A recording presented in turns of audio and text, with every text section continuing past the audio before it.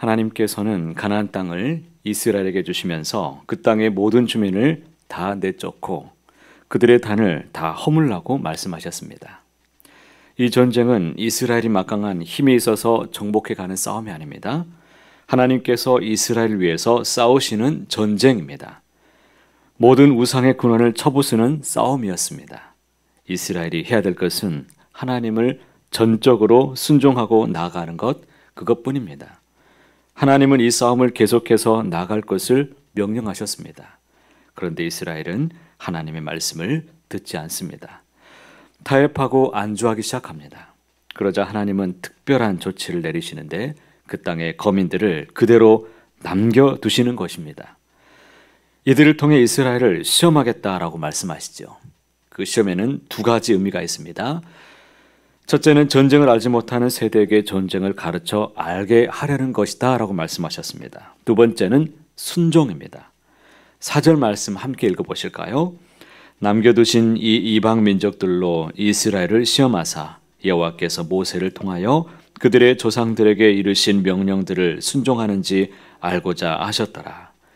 하나님이 목적하신 것은 이스라엘 자손이 오직 하나님만 그들의 참 하나님으로 온전히 삼고 하나님 안에 사는 것, 그리고 하나님의 언약을 이어가게 하는 것, 그것이 하나님의 목적이었습니다. 하나님은 전쟁을 알지 못한 세대에게 당신이 어떤 분이시고 또 이스라엘과 어떤 관계를 맺고 계시는 분이신지, 이스라엘의 참된 살 길이 무엇인지를 그들에게 깨우쳐 알리는 방편으로 가나안 거민을 남겨두셨습니다. 물론 이스라엘이 반역으로 인해서 되어진 일이지만 그 속에서도 하나님은 이스라엘을 돌이킬 길을 내셨다는 것을 알 수가 있습니다. 전쟁을 알지 못한 이스라엘 자손은 하나님을 잊어버리고 이제 우상 숭배에 깊이 젖어들게 됩니다. 자, 이제 오늘 말씀에서 일어나는 전쟁 몇 가지를 살펴볼 텐데 여기를 통해서 하나님이 어떤 영적인 교훈을 우리에게 주시는지를 살펴보시고 우리가 싸우는 삶의 현장이 영적 전쟁이라는 것을 염두하시면서 이기는 삶이 되시기를 주의 이름으로 축복합니다.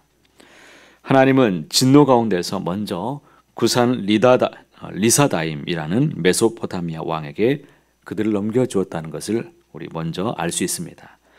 왕이 8년 동안 지배하도록 만드셨다라고 말씀하는데요. 이 왕이 얼마나 악한 왕이었는지 그 이름을 추측해 보면 이 리사다임, 이 뜻은 죄라는 뜻을 갖고 있습니다.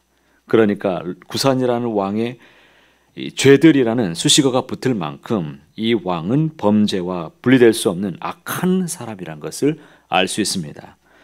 우리는 세상에서 악한 사람들을 만날 수 있습니다. 이스라엘의 고통이 얼마나 컸을지를 한번 염두에 두십시오. 결국 그 고통으로 인해서 이스라엘 백성들은 하나님께 부르짖기 시작합니다. 얼마나 간절한 부르짖음이었는지 하나님은 그 부르짖음을 외면하지 않으십니다. 온니엘이라는 사사를 보내서 이스라엘을 구원하셨습니다. 자, 온니엘은 원래 삼촌이 갈렙입니다.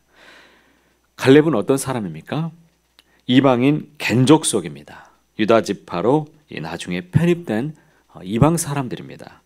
그는 갈렙과 같이 믿음의 사람이 되고 사사가 되어서 이스라엘을 구원하는 그런 사람이 되었습니다. 11절 말씀을 보면 온니엘은 사사가 되어서 40년간 이스라엘을 평온히 다스립니다. 그러나 40년이 지나자 이스라엘 자손은 또다시 악을 행합니다. 이번에는 하나님께서 모압 왕 에글론을 사용해서 이스라엘을 18년 동안 지배하게 하십니다.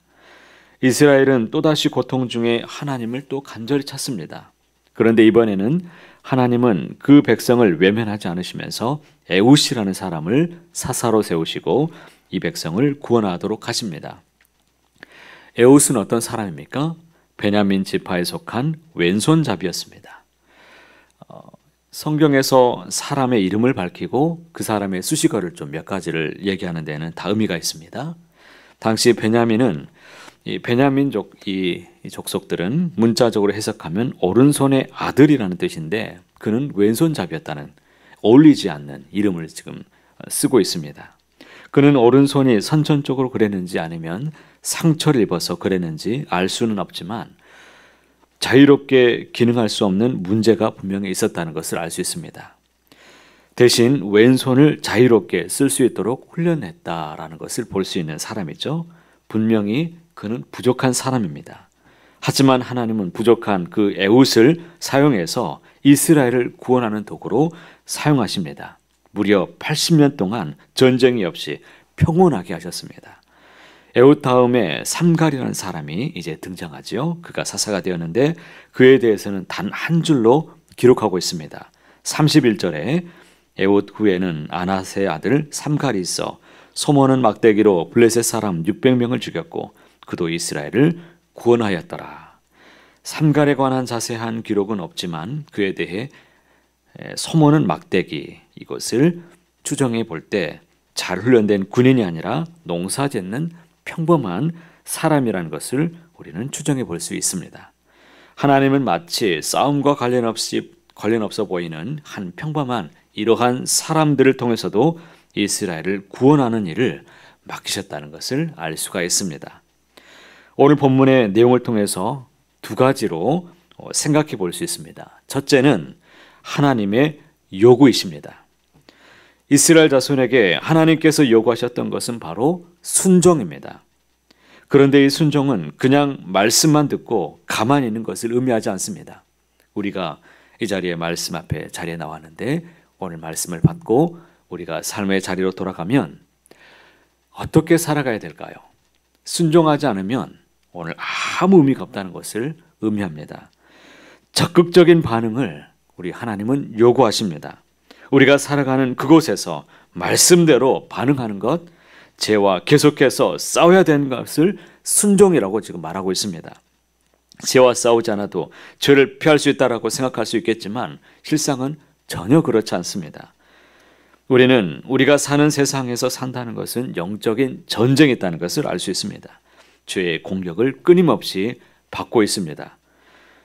대항하여 싸우지 않으면 질 수밖에 없습니다. 하나님을 의지하여 죄와 담대히 싸우면 하나님이 우리를 위해서 싸워주심을 경험하게 되실 것입니다. 두 번째로 오늘 본문을 통해 생각해 보게 되는 것은 하나님은 누구를 사용하시는가에 대한 부분입니다. 하나님께서 본문에서 각기 다른 모습으로 살고 있는 언니엘, 에훗, 삼갈을 이스라엘을 구원하는 일에 사용하셨습니다. 하나님께서 사용 못할 사람이 없다는 것이지요. 하나님께서 사용하시는 데에는 조건이나 위치, 능력, 그 사람의 경력에는 여러분 아무런 문제가 되지 않습니다. 중요한 건 하나님과 긴밀한 관계를 맺고 있는지, 그분을 의지하고 살아가는지 이것을 하나님이 깊이 보시는다는 이것이 바로 문제입니다. 하나님이 찾으시는 사람은 오늘 기도하는 사람, 바로 저와 여러분인 줄로 믿습니다. 주님과 긴밀한 교제 속에서 살 때 우리는 있는 그 자리에서 우리의 처지가 어떠한 관계 없이 하나님의 귀한 통로, 생명을 구원하는 일에 우리도 쓰임받을 수 있다는 것을 꼭 기억하시길 바랍니다. 오늘 말씀을 통해서 하나님의 애타는 사랑을 우리는 알 수 있어야 됩니다. 하나님은 진노 가운데 결코 우리를 버리지 않으셨습니다. 끝까지 우리를 사랑하시는 하나님이심을 꼭 기억하시기를 바랍니다. 그래서 우리가 만나는 시험을 우리는 어떤 시험을 만나든지 우리가 회개하고 돌아오기를 또 하나님은 간절히 바라시고 우리를 구원하시고자 원하시는 하나님의 그 뜻을 꼭 헤아리시기를 바랍니다. 이 모든 시험을 통해서 우리를 연단하시고 훈련하시고 우리를 정금같이 믿음의 사람으로 세우고자 원하시는 하나님의 은혜를 오늘도 기억하시고 또 믿음으로 인내하시고 승리하는 저와 여러분의 모든 삶이 다 되시기를 간절히 소원합니다.